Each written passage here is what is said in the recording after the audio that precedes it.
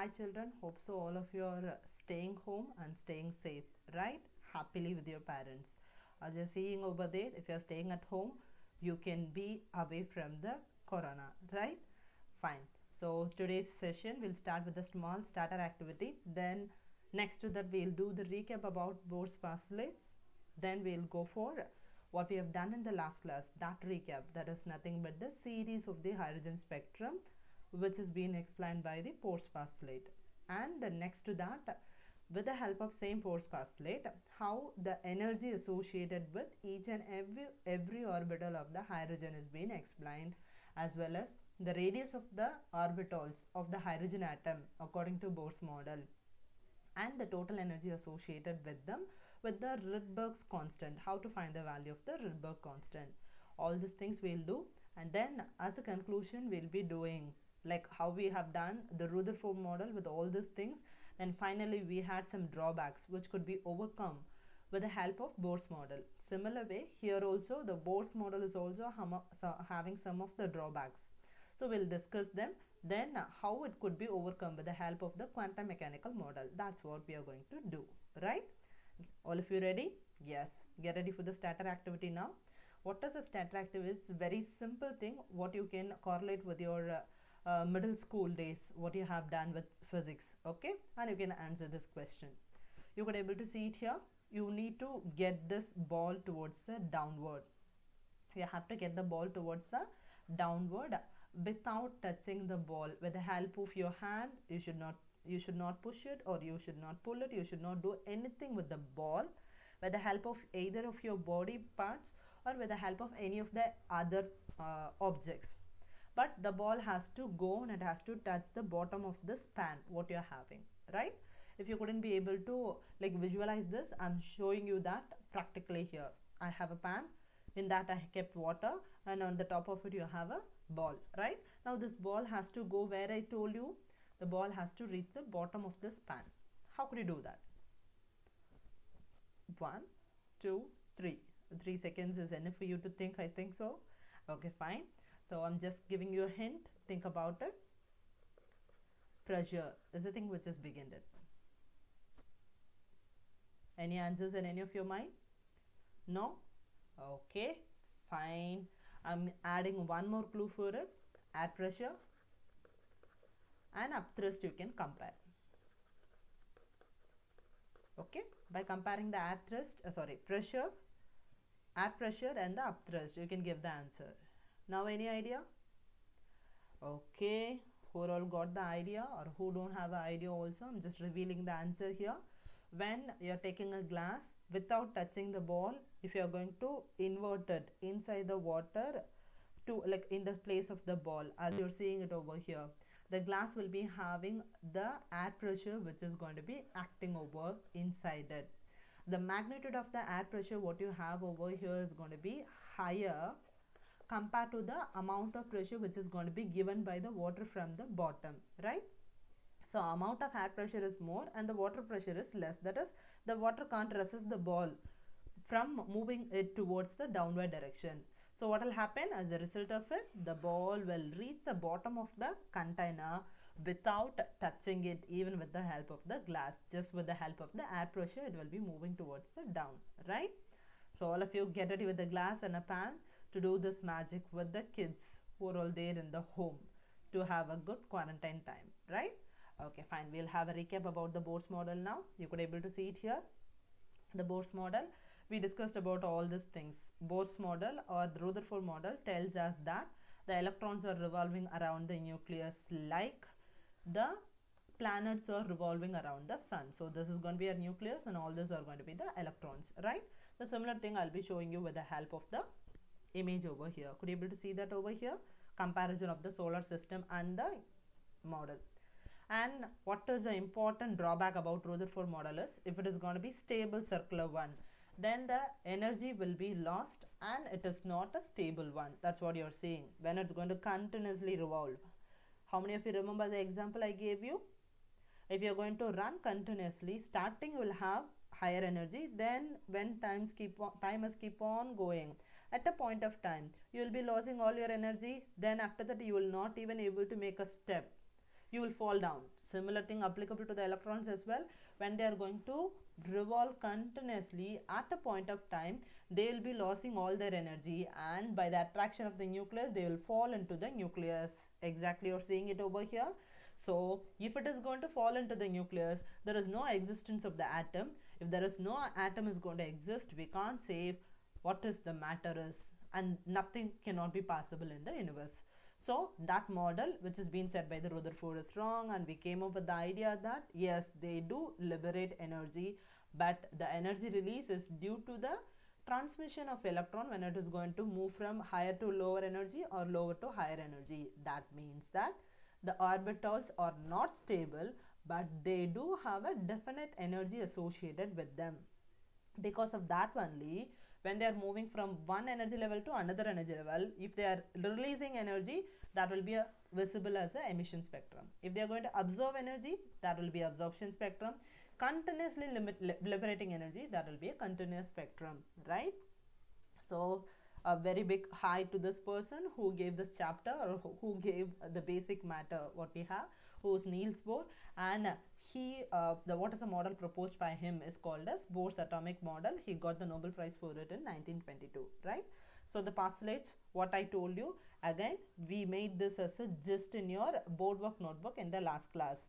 Hope so all of you will be seeing the notebook now once again to have a review. So the orbitals are going to have definite energy levels, first point which you need to remember, and it never gains or loses energy when they are going to stay in that particular orbital as long as an electron remain in a shell. If n is equal to 1 state, it is going to be there. How many of you remember the example what we have done? For example, I told you the energy associated with the n is equal to 1 level is 3 joule, and this is going to be 10 joule. So if an electron from this n is equal to 3 wants to go to n is equal to 1 state, what it has to do?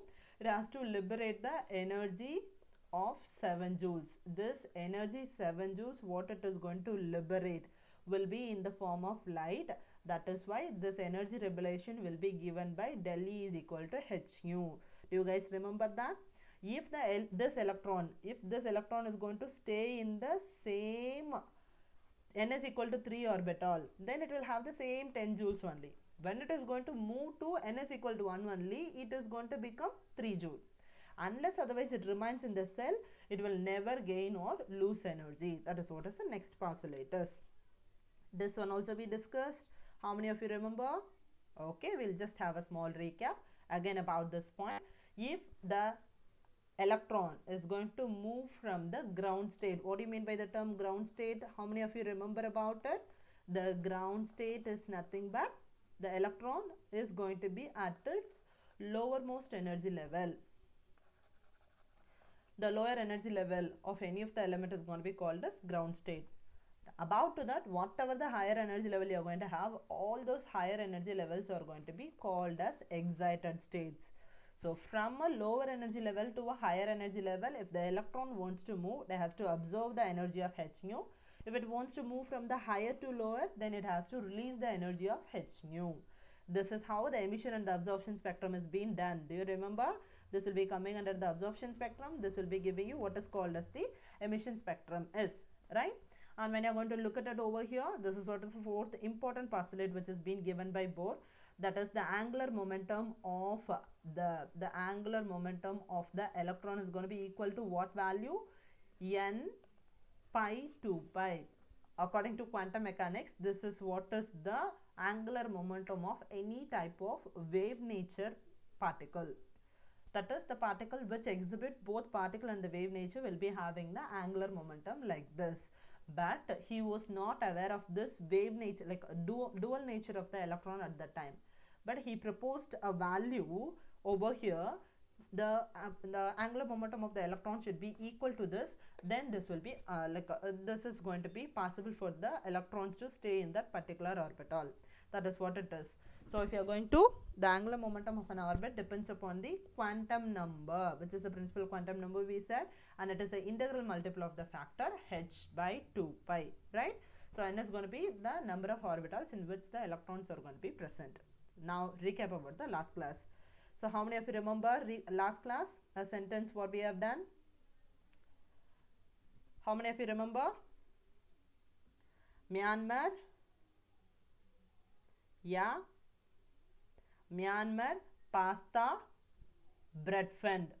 Myanmar pasta bread fund. What does that mean? The Myanmar pasta red bread is nothing but Myanmar. Myan represents the sound of lemon.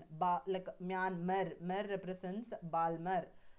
Then what we said? Pasta represent Pashtun. Then what we said? Myanmar pasta bread. Bread is nothing but blanket or the bracket series.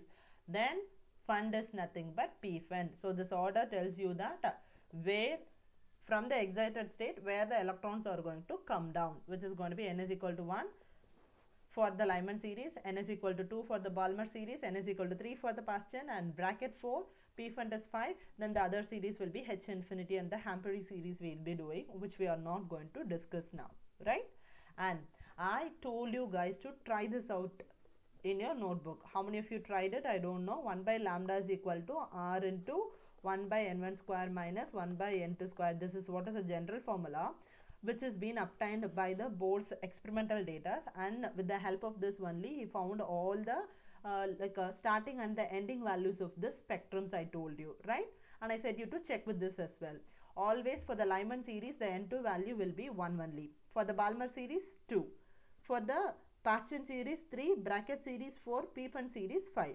And this n1 is going to be the energy level from which that electron is going to come to the n2 level, right?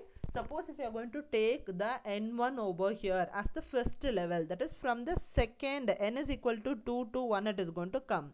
At the time, if you are going to find out the value of this, like by substituting the Rydberg constant and n1 n2, if you are going to substitute, what is the wavelength you are getting, that is what exactly been written over here. Could you able to see this? Which is going to be the higher wavelength, 121.57. Same way, at n is equal to infinity level, if the electron is going to come to the n is equal to 1 level, what is the wavelength you are going to have is going to be 92.62 nanometer. As you are seeing it, which is less than 400 nanometer. What is the value you have over here is going to be less than 400 nanometer, which shows that it is going to be not in the visible region. That is why it is going to be available in the ultraviolet, I told you. Similar way for the Balmer also I said you to substitute. So the n2 will be taken as 2 and the first n1 value can be written as 3. So that we'll be getting the value of that as 388, which is nearly equal to 400. And if you're going to take n is equal to infinity, that is going to be 656. Continuously, if you're going to substitute like this, the Balmer series appears from 400 to 700. That is why it is available in the visible region. All the others are going to have the higher wavelength, like above the 700. But they are going to be having the value below the upper one. Like in the spectrum after infrared, what we are going to have? UV, visible, infrared, then we'll be going for X-rays, gamma rays there, right? Why we are not having X-rays? The reason for that is X-rays are nothing but the fast moving electrons. Here the electrons are not being liberated in any of the series. They are going to liberate only the light energy. That is why here the release of electron, that is the X-rays, are not possible. Got it? So this is about the revision of the last class. Now in today's session we are going to derive the radius, energy as well as wave number. Don't get confused with this term wave number. Wave number is nothing but 1 by lambda. That is what's the formula we did, right? So with the help of this we'll be able to find the Rydberg constant, that I'll show you in the upcoming slide. Okay, so what is the next thing we are having? We are taking a atom which is having the center nucleus. If you are going to talk about the center nucleus, once again few of you will be having a question, how it is Zt? This is going to be the charge of nucleus. How we got the charge of the nucleus like this? Charge of the nucleus can be found with the find with the help of the formula number of protons into charge of one proton, right? When you are trying to find the number of protons will be given by the atomic number. Atomic number will be represented by the letter Z, and the charge of one proton will be equal to charge of one electron. So the total charge of the nucleus will be given by the formula Zt, exactly what you have here. And charge of the electron is E, mass of the electron is m, the velocity with which the electron is going to move is going to be v, and the distance between the electron and the nucleus is going to be r. By utilizing this, once again, where we will go, all of you remember about Rutherford model. What we discussed is exactly the force of attraction or repulsion between any of the two charges will be given by q1 q2 divided by 4 pi epsilon naught, where q1 is the charge of the nucleus, where q2 is the charge of the electron. We got the formula. Then to which we will be comparing this, remember about the Rutherford model, to the centripetal force or the centrifugal force, which will be given by mv squared by r. So what we are trying to find first, the radius. We have written it here by rearranging them. Could you able to get that? Right? So finally we got it by rearranging them. If you are going to look at it, there is a problem with this. Except this, like z is constant, e is constant, 4 is constant, all these are going to be constant except this v value. So we are going to use the Bohr's postulate to find the v value. According to Bohr's fourth postulate, what we have done, how many of you remember? That is, the Bohr's fourth postulate is going to tell us that angular momentum is going to be equal to nh divided by 4 pi, where the v will be given by nh divided by 2 pi. This m and r will go down, exactly. Then we are squaring it, then we are going to substitute this value in the previous one, as the v squared is going to be at the denominator. Over here only we had the v squared, right? So the value of the v squared has been inverted and it has been written like this. If you are going to simplify it, then you will be having here as, that is, simplification is nothing but 4 got cancel, pi cancel, epsilon naught won't be getting cancel, epsilon naught won't be getting cancel. Let me take the eraser. Okay, so the epsilon naught will not get cancelled. Then what else we are going to have here? Red will be easy. Okay, the m will get cancelled, and if you're going to look at it, r also will get cancelled with the square over here. Is there anything else what is being left over here? No, right? So let me round off all the other elements which is available over here. So Zt squared should be, we should write it, pi we should write, m we should write, r we should write, and epsilon naught is there, and n squared h squared. So all the rounded off yellow color things are here. Here you have 1 is nothing but 1 by 1 and 1, both of them are same, right? So we are going to cross multiply them. We are getting this equation. Once again we are rearranging and we are getting the value of the r. If you are going to look at it, all these values are going to be constant except only one. What is that? N is going to be variable. All these are going to be constant. So if you are going to substitute all the values and you are getting a number value, that is going to be taken as a naught over here. Okay, that a naught value, by substituting all this, what we are getting, 0.529 angstrom. Please substitute the values and check it on your own as well. So the Bohr's radius will be given by the formula r is equal to n square into a naught. Okay, now suppose the n, first orbital, if I'm going to have n is equal to 1, then what is the radius of the hydrogen atoms first orbital, hydrogen atom second orbital, hydrogen atom third orbital, hydrogen atom fourth orbital? That's what we are seeing. Then here we go, the total energy of the electron according to the Bohr's model we have. So the total energy will be given by kinetic energy plus potential energy what we have. What is the formula for kinetic energy? Half mv square, plus what is the potential energy? Minus Zt square divided by 4 by epsilon naught r. From where we got it? How many of you remember the first chapter as well as the Bohr's model we discussed? Yes, so q1 q2 divided by 4 pi epsilon naught r, right? And the potential energy will always be the negative value which we discussed already, right? That's the same thing we have. q1 is going to be Zt and q2 is going to be E. By substituting it, we are getting it over here. Are you able to understand this? Then the next step, by multiplying this, we'll have a minus over here. Look at it. From where we got it? Just now we discussed about it, right? In the first slide over here. How many of you remember this step, right? mv squared is equal to Zt squared divided by 4 pi epsilon naught. So from this first equation, we are getting the value of the v over here, so that we can substitute it for the v squared in the previous slide. So v squared we have it, right? So this v squared value we have it. Over here we are going to substitute that. So because of that we are taking the equation 1. From equation 1, if you are going to take that over here, V squared only you want, so the m will go down over here. So Z E squared divided by 4 pi epsilon naught can be substituted.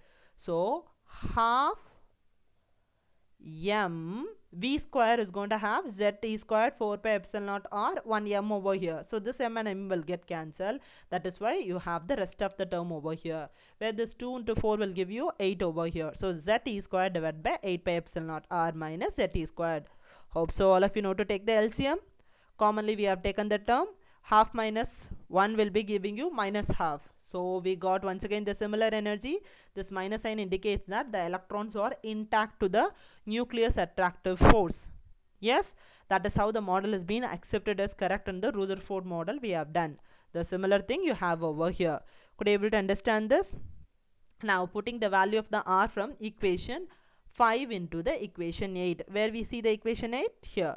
So this R value is going to be replaced now. What is the R value? Z is equal to 1 we will be substituting for the hydrogen atom, and the R value equation has been substituted. By simplifying this we got, now from this you could able to write like all the terms whatever we have over here, all of them are going to be constant except the n. So from this we are trying to prove that n is the only factor, that is the orbital in which the electron present is going to decide that what is the energy it is going to hold. No other factors, all the others are going to remain constant, right? That is what exactly you see here. N is the factor which will be deciding this. So the value of all this constant we have written over here. The minus value together is being given as k. That is we are taking that as a constant. The negative sign indicates that the decrease in the energy of the electron. That is when the electrons are going to move, they will be having a reduction in their energy, right? Now what we have done for the radius, the same thing we are doing. But before that we are doing one more thing as well. We are converting that into mole. A quantity what you have, if you want to convert that into numbers of atoms, then you will be multiplying it by Avogadro number. That's the same thing we have. I want to convert that into kilojoule, so I'm multiplying and dividing it with the 1000. So when I'm going to multiply 1000, that multiplying 1000 can be written as this kilo, what I have written here, and dividend 1000 is here. This value we know, when we are going to multiply this value, this Avogadro number and 1000, the simplification is going to give us the value like this, right? So the energy associated with 1 gram of hydrogen atom will be given by this formula. Now n is equal to 1, 2, 3 we will be substituting and we will be seeing. See, you could able to see it here. N is equal to 1, n is equal to 2, n is equal to 3.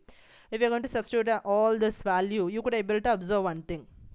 That's the same thing I showed you here in terms of the hydrogen atom. N is equal to 1. You could able to see minus 1313. That means that in minus it is a higher number, means that is going to be the lower energy. So that is why it's a ground state. All of them are in minus less numbers. In minus less number means that is you are going to have a very less depth with you. That means that it is going to be the higher value. If you borrowed a money of 1313 from some other person, yours seems to be having a very less potential. If you borrowed only less, like 50 rupees only, then you will be taken as a high potential person. That means that the potential, the energy over here is going to be more. That's how it has been arranged over here, right? Then the next thing is very, very simple. What we are doing here, once again, n is equal to 1, n is equal to 2, n is equal to 3. The same factors over here. Now we are trying to find out only for the n is equal to 1 and 2 levels alone. From n is equal to 1 to an electron n is equal to 2, it's going to move. So the energy is going to be E1 over here. The energy is going to be E2 over here. What will be the amount of energy lost or gained is going to be given by E2 minus E1, which will be given by h nu, right? Exactly, we are writing it over here, but we know the formula for the E2 and E1 with the help of previous derivation. We are taking all those terms commonly out. Then Z will be given by 1 for the hydrogen atom. We have it over here. Then this del E can be replaced by what I said? H nu. That is what exactly we are going to substitute in the next slide. Could you able to see that? So all this constants value we have substituted, that is giving you 2.18 into 10 power minus 18. Then the h nu you are going to substitute.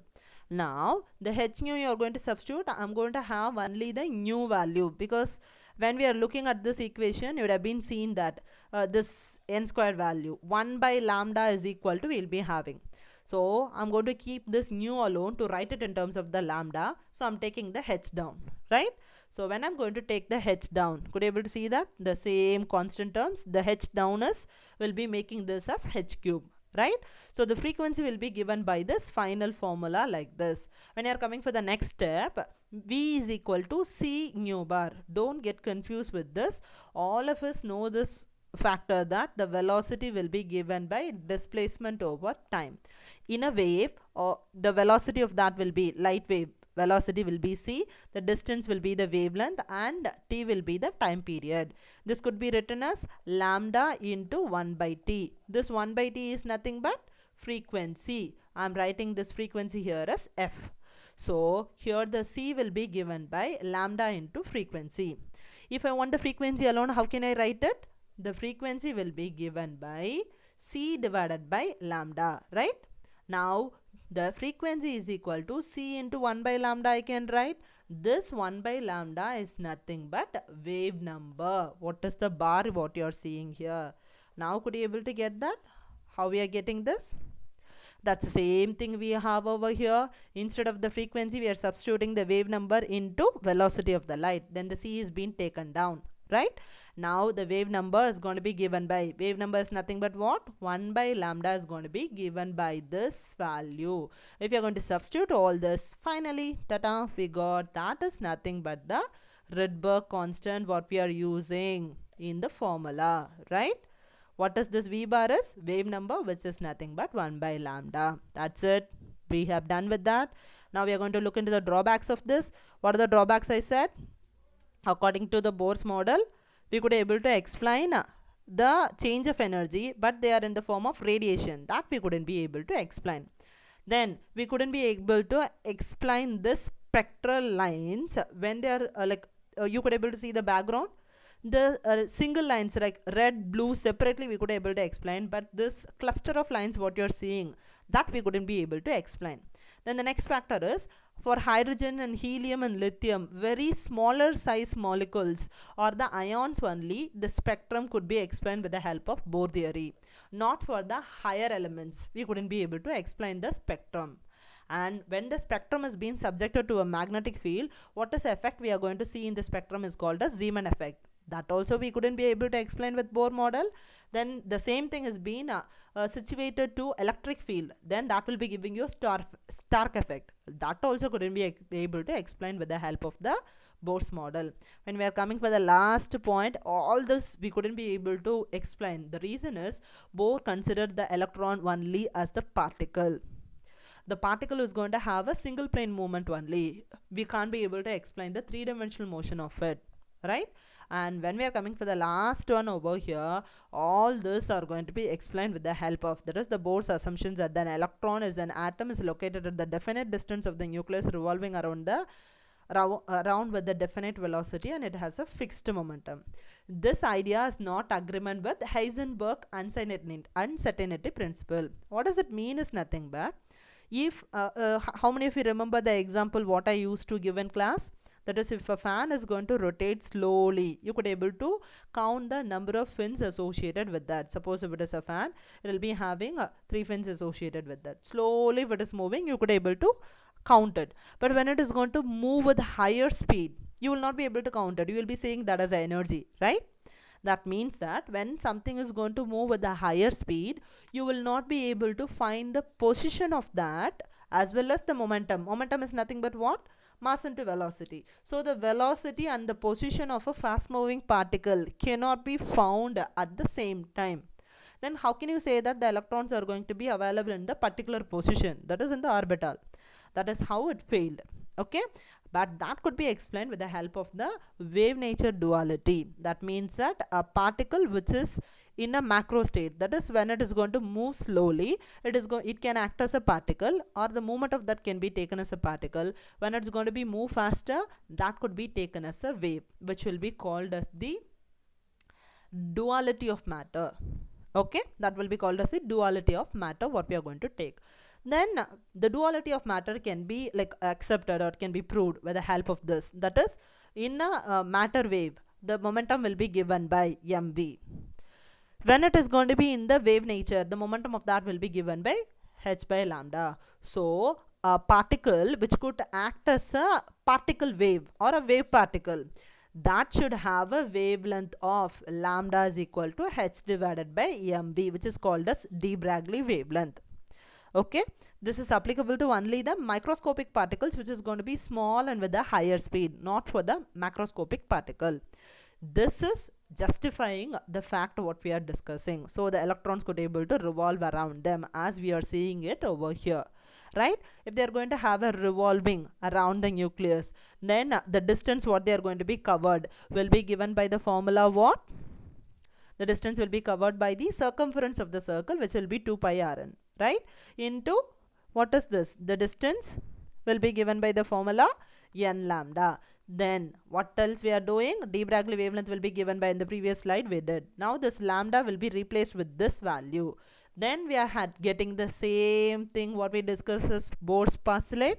So with the help of quantum mechanics, that is dual nature of this electron, we will be able to have the electrons which is going to be revolving around the nucleus, but they are not going to revolve in the circular orbits. They are going to be revolving around the nucleus in the elliptical orbits with a higher amount of energy transition. Okay, that's it. With this we came to the end of the chapter. And about the homework, in the last class I gave the homework as the in-text questions of 12.1 to 12.5, but so many of you haven't completed this 12.1 to 12.5. I didn't receive them. All of you are grown up. Please focus on your studies. You have much time to spend for the studies now. Please do them and then send it to me, or otherwise you will be losing your marks, right?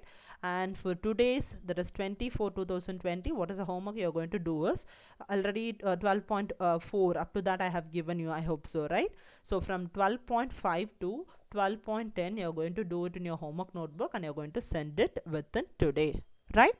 Okay darling, all of you please stay at home and then stay safe. I'll see you in the next class, right?